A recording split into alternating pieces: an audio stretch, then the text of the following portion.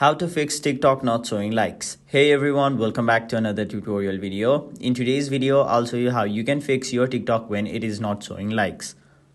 So let me show you what that means. So if I open my TikTok app, as you can see, this post has 132 comments, but it has 0 likes, which is unpractical.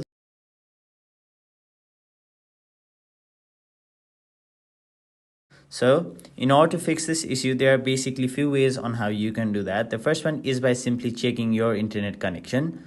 So as TikTok requires a stable internet connection to work, if you don't have a stable internet connection, sometimes TikTok will not load, like not showing like, etc. So if you're on your Wi-Fi, try switching to mobile data, and if you're on your mobile data, try switching to Wi-Fi.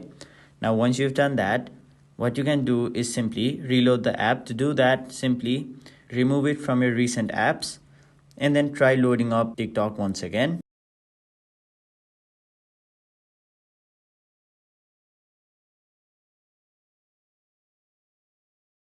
That is it for this video. Hope this video was helpful to you guys, and if it was, make sure you like this video and subscribe to our channel so that you don't miss out on further videos such as these.